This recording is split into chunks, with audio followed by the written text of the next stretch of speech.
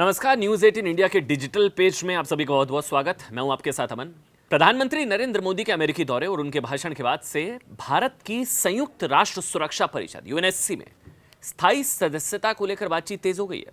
बड़ी खबर यह है कि फ्रांस ने भी स्थायी सदस्यता के लिए भारत का समर्थन कर दिया है। फ्रांस के राष्ट्रपति इमैनुअल मैक्रों ने संयुक्त राष्ट्र महासभा में कहा कि हमारे पास एक सुरक्षा परिषद है जिसे हमें और अधिक प्रभावी बनाने की जरूरत है। यह इमैनुअल मैक्रों ने कहा। उन्होंने कहा कि फ्रांस सुरक्षा परिषद के विस्तार के पक्ष में है। आगे उन्होंने कहा कि जर्मनी, जापान, भारत और ब्राजील को स्थायी सदस्य होना चाहिए। यही नहीं, यूएनएससी में स्थायी सीट के लिए भारत की दावेदारी को फ्रांस के साथ साथ ब्रिटेन का भी समर्थन मिल गया। प्रधानमंत्री नरेंद्र मोदी ने, आप जानते हैं, संयुक्त राष्ट्र में समिट ऑफ द फ्यूचर में एक भाषण दिया था। दुनिया के सबसे बड़े मंच से दुनिया के सबसे बड़े मुल्कों के लिए इनमें कई मैसेज थे। कूटनीति की भाषा में बातें भी कोड में चलती हैं।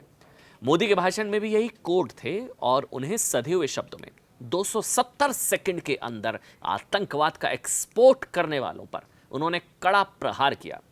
साथ ही उन देशों के दोहरे रवैये को भी एक्सपोज किया जो मानवता की बातें तो करते हैं लेकिन भारत के लिए सुरक्षा परिषद का दरवाजा बंद रखे हुए हैं।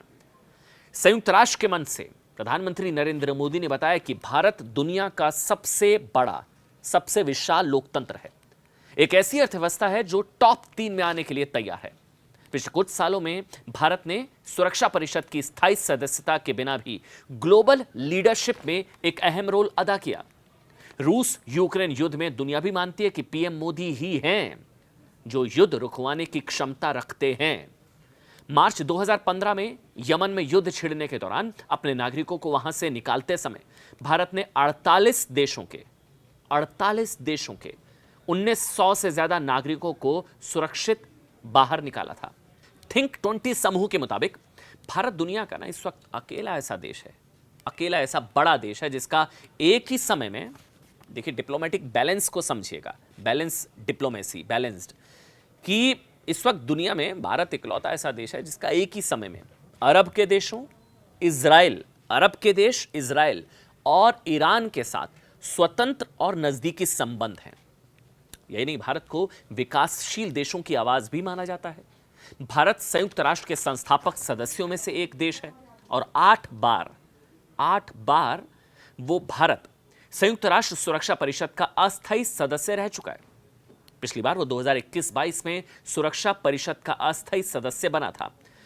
आर्थिक और सैन्य ताकत, जिनके आधार पर शुरुआती स्थायी सदस्य चुने गए थे, उन मामलों की अगर बात की जाए तो भारत की गिनती अब शीर्ष देशों में होती है। देखिए, दुनिया की तीसरी सबसे बड़ी सशस्त्र सेना होने के साथ भारत का अंतरिक्ष और मिसाइल कार्यक्रम दुनिया में सबसे आधुनिक देशों में से एक है।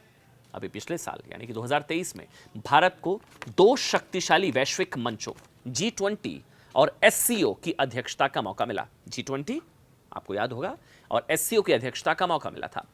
थिंक 20 की माने तो संयुक्त राष्ट्र सुरक्षा परिषद में भारत को स्थायी सदस्यता मिलनी तय मानी है। सवाल अगर का नहीं बल्कि कब का है। अब सवाल ये नहीं पूछा जा रहा है कि मिलेगी अगर मगर, पूछा जा रहा है साहब कब मिलेगी। विदेश मंत्री एस जयशंकर ने भी उम्मीद जताई है कि भारत संयुक्त राष्ट्र सुरक्षा परिषद का स्थायी सदस्य जरूर बन सकता है। उन्होंने कहा कि इसके लिए हमें मेहनत करनी पड़ेगी। यूएन के मंच पर भारत की विकास गाथा का जिक्र, जिसमें बताया गया कि कैसे मोदी सरकार ने लगातार कोशिशों से 25 करोड़ लोगों को गरीबी रेखा से बाहर निकाला। समिट ऑफ फ्यूचर में पीएम मोदी ने दुनिया को यह मंत्र दिया कि युद्ध के मैदान में नहीं बल्कि सामूहिक ताकत में सफलता छिपी है। ग्लोबल शांति और विकास के लिए रिफॉर्म जरूरी है। रिफॉर्म ही रेलेवेंस की चाबी है। पीएम मोदी ने कहा कि भारत के लिए वन अर्थ, वन फैमिली और वन फ्यूचर एक प्रतिबद्धता है। यही प्रतिबद्धता हमारे वन अर्थ, वन हेल्थ और वन सन, वन वर्ल्ड, वन ग्रिड जैसे पहल में भी दिखाई देती है। पीएम मोदी ने अपने भाषण में चीन पाकिस्तान का, देखिए, नाम तो नहीं लिया लेकिन इशारों में उन्होंने बता दिया कि एक पाकिस्तान है जो आतंकवाद का सरपरस्त है, दूसरे की समंदर की दादागिरी से पड़ोसी परेशान है। इसलिए दुनिया को याद दिलाने की जरूरत है कि इन देशों की आदतें शांति के लिए बड़ा खतरा है। और अब यूएन सिर्फ तमाशबीन या तमाशा नहीं देख सकता बल्कि एक्शन जरूरी है। आज सिर्फ आतंकवाद ऐसा क्षेत्र नहीं है जहां जंग हो रही है। अब तो साइबर, मैरीटाइम स्पेस जैसे कई संघर्ष के नए मैदान बन रहे हैं जिस पर नजर रखने के लिए और ज्यादा इसे कंट्रोल करने की जरूरत है।